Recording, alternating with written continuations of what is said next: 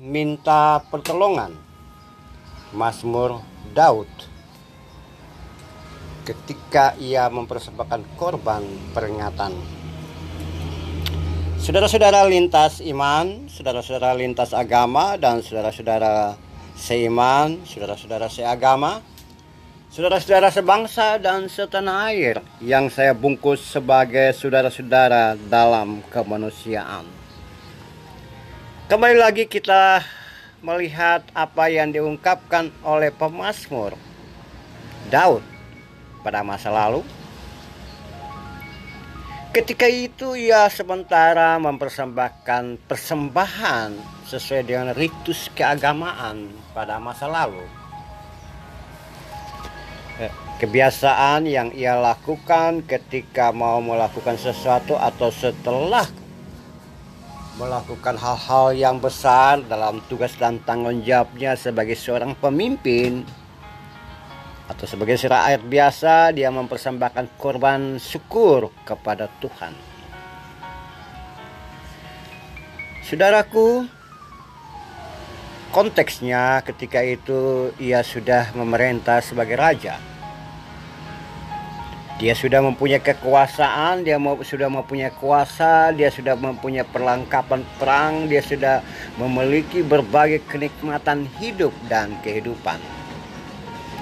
Tapi ketika dia mempersembahkan korban di hadapan Tuhan, ketika dia menghadap hadirat Tuhan dalam penyembahan, ia berkata, "Aku miskin, aku sengsara, aku tidak bisa berbuat apa-apa. Oleh sebab itu aku minta pertolongan Tuhan." Ini menunjukkan bahwa sang pemazmur, walaupun dia memiliki banyak hal, namun di hadapan Tuhan dia menyadari bahwa tidak ada apa-apanya. Saudaraku, saya kira inilah yang harus terjadi dalam hidup dan kehidupan kekinian kita. Tidak sedikit dari orang atau manusia yang ada di permukaan bumi ini memiliki banyak hal. Kekayaan, kuasa, kekuasaan,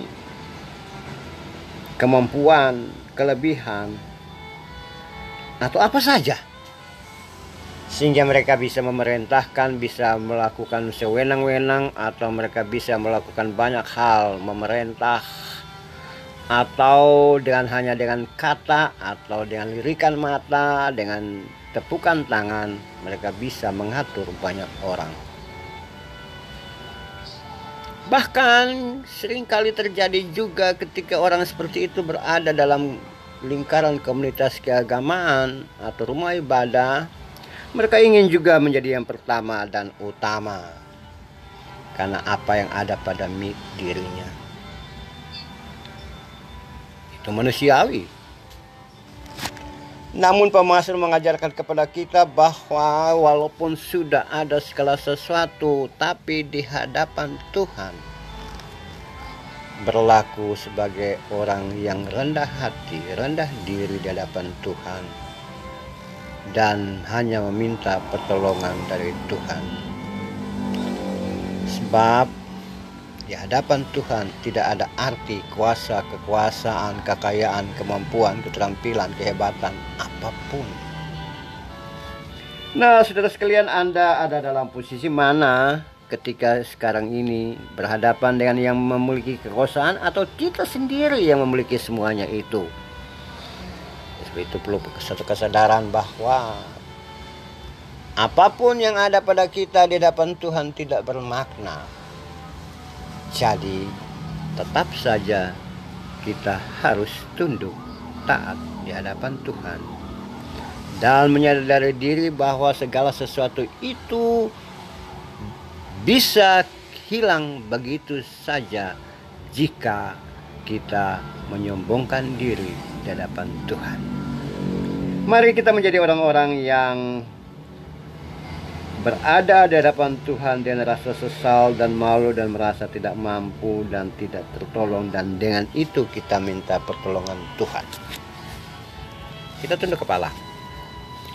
Tuhan, terima kasih karena Engkau mengajari kami bahwa kami harus terus-menerus meminta pertolongan dari Tuhan, bukan membanggakan diri sendiri atau membanggakan kekuatan, kekuasaan, dan apa saja yang milik kami.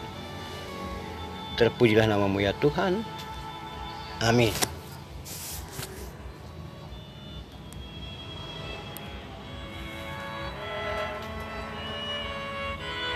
Mari bersama-sama segenap anak bangsa disiplin, pakai masker, jaga jarak dalam rangka menghalau COVID-19 dari bumi Nusantara.